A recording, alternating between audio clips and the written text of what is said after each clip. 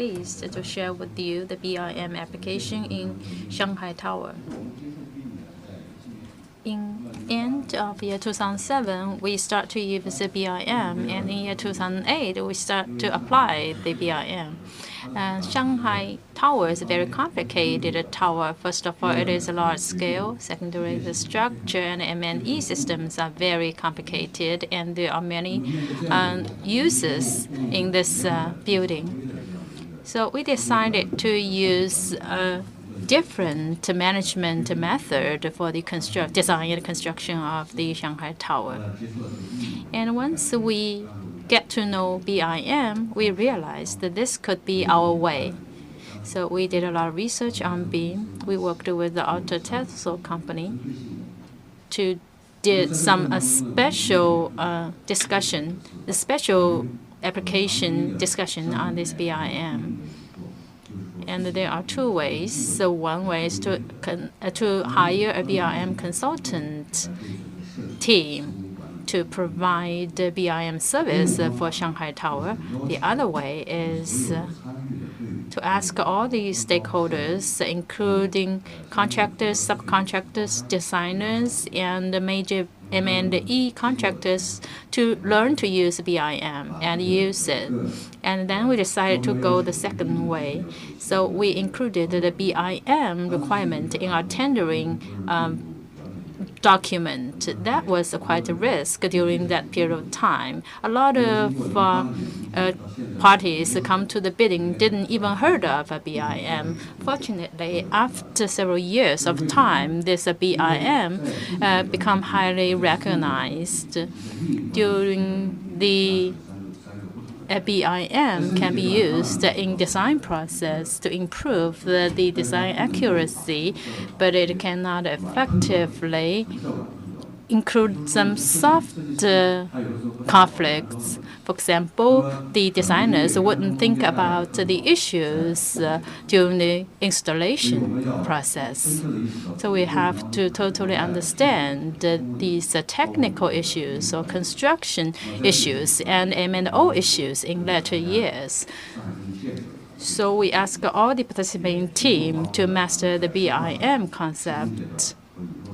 And this will smoothen the future process. And this is a story for how we started to use BIM. This is the concept for the Shanghai Tower construction in 21st century. 4 keywords: peace, coordination, development, and green. This is the background for this project. This total height is 632 meters. The total area is 570,000 square meters. And the development cycle is 70 months. And to us, this is a very tight schedule. And the concept of a Shanghai Tower is based on 3 aspects. One, the nature, culture, and future. So we would like the Shanghai Tower to reflect the understanding of the building and understanding of the city from the designers and owners.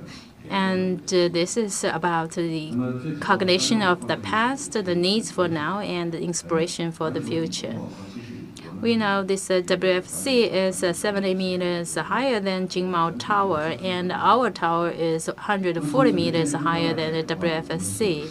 And this has reflected the relation between the past, now, and the future. And we have 4 blocks or major sectors to pay attention to. One is the vertical community, and one is the green community construction. So far, we have been awarded with the national 3-star certification and LEED gold certification.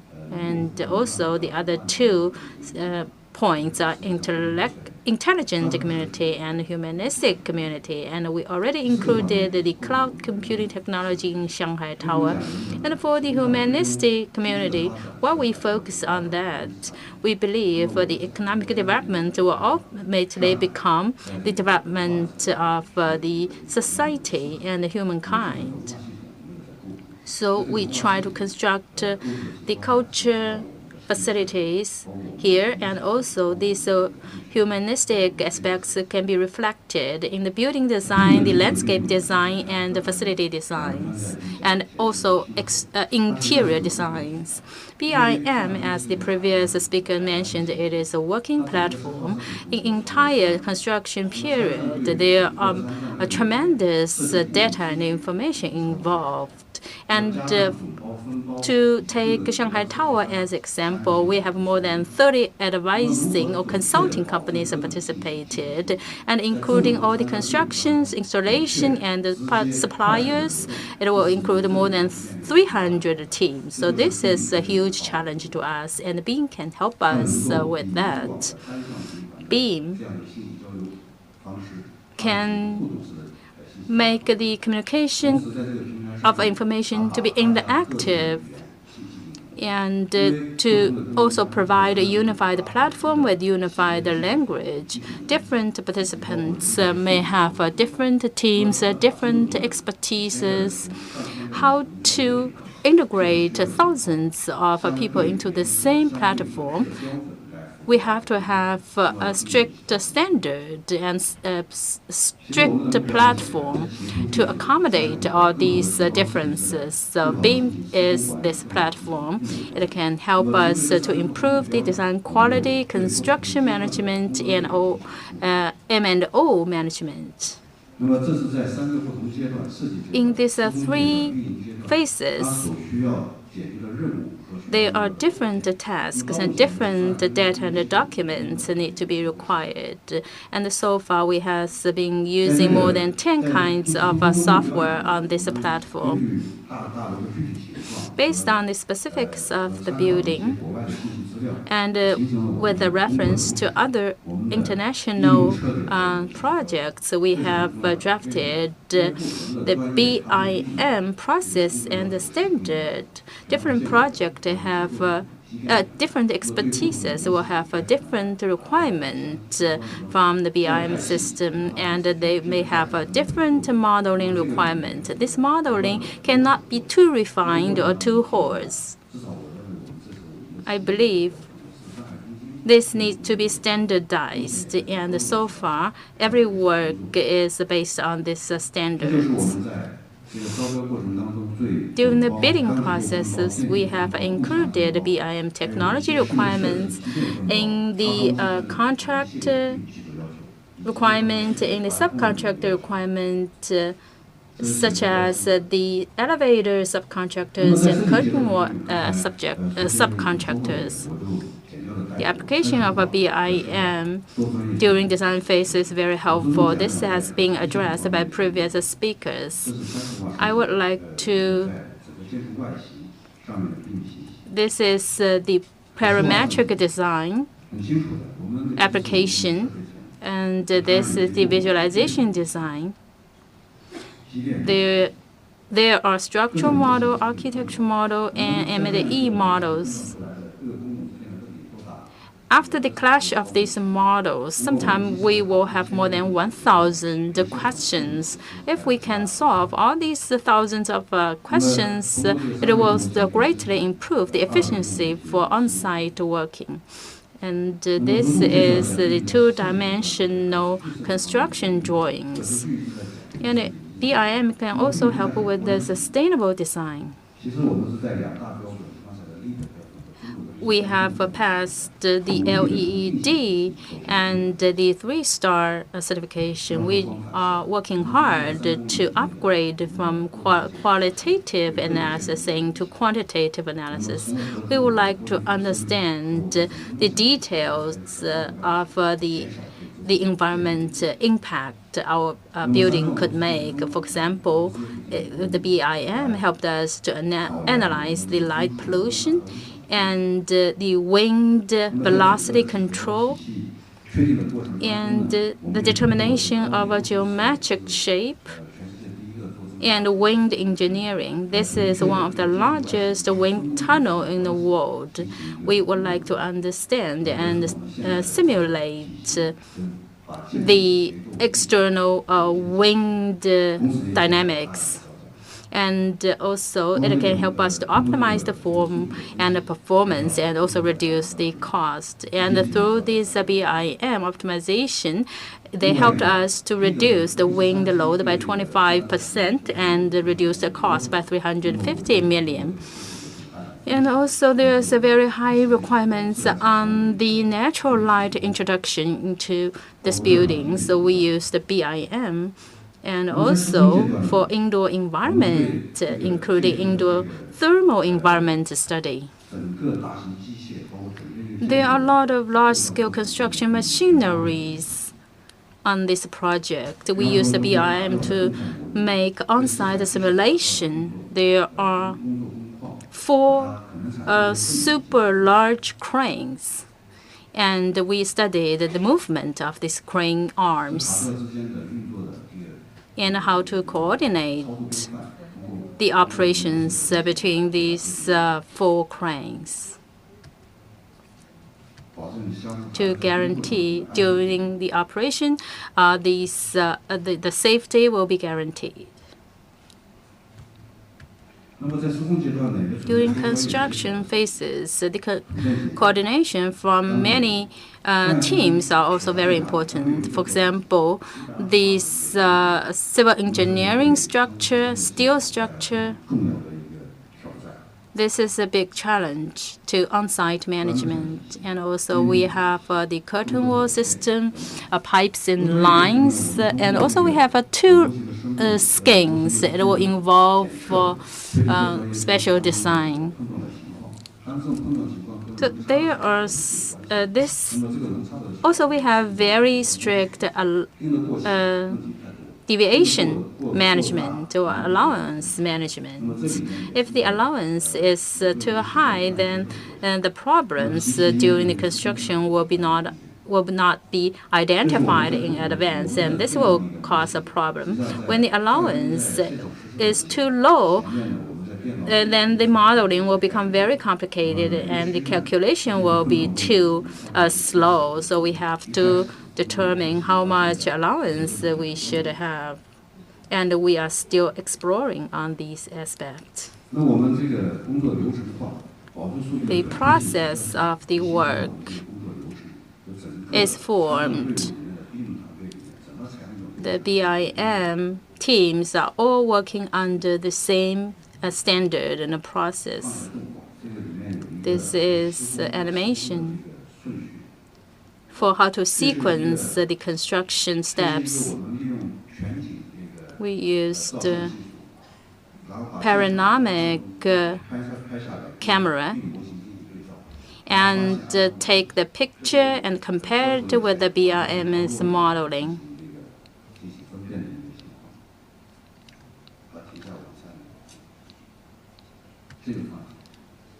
This is another video. This is organize the operations and to verify whether there are any problems between different teams.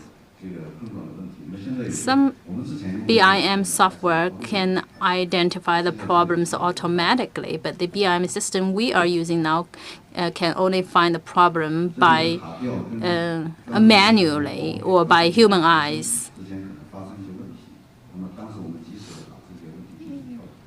We try to adjust our construction plan based on the problem we identified. And for steel structure detailed drawings, BIM has offered the greatest help. So far, Shanghai Tower has used 70,000 tons of steels, and we only have wasted 2 tons of steels. That means the steel structure modeling has been very accurate. It has helped us to save large amount of time and also the marshalling area. So this is a great saving of resources. This is some examples of structures. The largest structure would be 94 tons. Currently, the BIM can be used for construction detail drawings. In total, we have 19,000 pieces for the curtain wall, and use the parametric design. The construction drawings can be generated by BIM system. It cannot be directly used in on-site. We need to integrate the on-site measuring data into the system, and it works very well. So far, we can finish one story of a curtain wall within 3 days of time and using only 20+ labors. And we can guarantee the accuracy of these curtain wall fittings. There's a video here.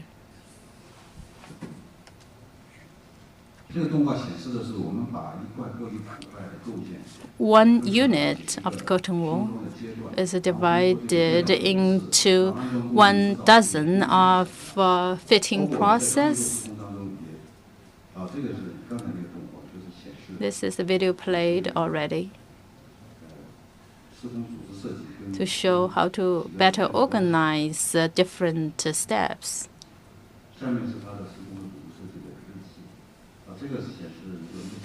This is the installation of curtain wall units.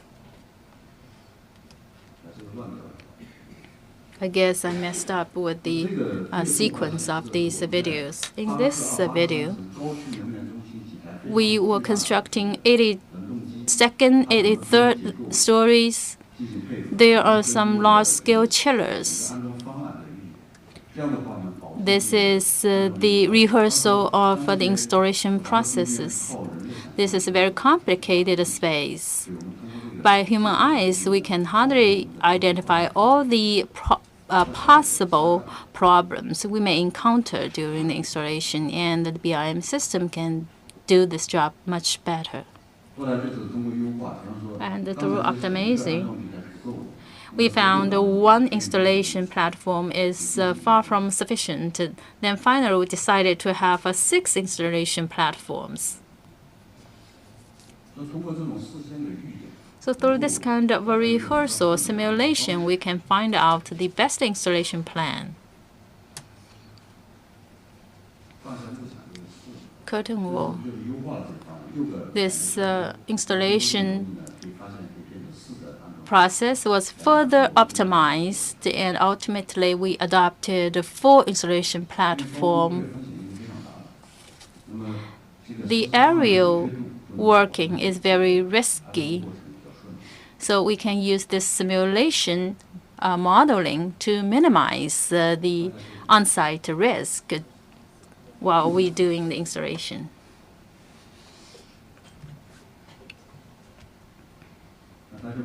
This is a curtain wall installation.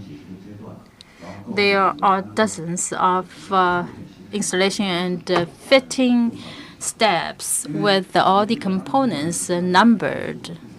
You know, the installation laborers are not highly educated, and they may not be able to understand the installation instructions and the drawings. We can use this method to help them understand the relation between different components and how to install these curtain walls step by step.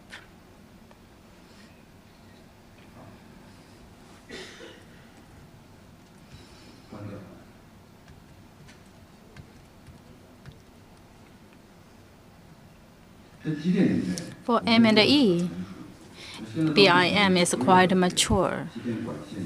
All the M&E pipes and the lines, and including the facility rooms, are well indicated in the BIM system and can be optimized. In the M&E system, we can use the BIM to reduce or minimize the on-site bonding or welding work. 75 of the pipe lines can be prefabricated off-site in a super high building. A very important or difficult problem is the vertical transportation. And a lot of the times it becomes bottlenecks. How can we realize a prefabrication to minimize the vertical transportation? This is a subject we have to look at. Now, the focus of the BIM is on procurement, investment control. And we are also cooperating with some domestic companies and overseas companies to look at that. And it is also connecting with our whole control process. In the future, property management. Just now, Mr. Su also mentioned that a difference of a 3D, 2D model is that the information of BIM is really complete. It has all kinds of parameters and all kinds of records. It can be included in the property management system. And you can also directly see the connection between different systems. There once was a case for a super tall building. A valve broke. A part of the equipment broke. But it is really hard to find the higher level system. BIM can tell you right away this kind of information. And of course, it is an exploration process. What we are doing now is to input all the parameters, which is going to influence the future property management software in the system, and how to connect the two. Actually, our industry is still studying it. Shanghai Tower actually involves the cooperation between industry, academy, and a research institute. And at the beginning, we have established the subject. That is a Shanghai Tower green super tall building key technology study, and it involves 143 subjects. And at the same time, our Shanghai Tower is the demonstration project of the Ministry of Houses.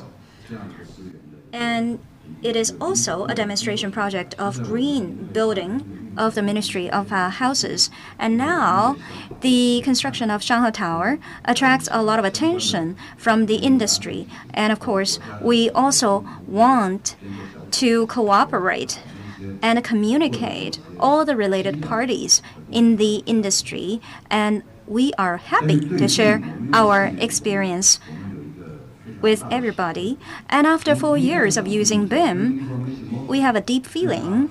At the beginning, we are understanding it as a kind of a building information model. But later on, we found it is an innovative work platform. And now, led by the owner, we have already upgraded that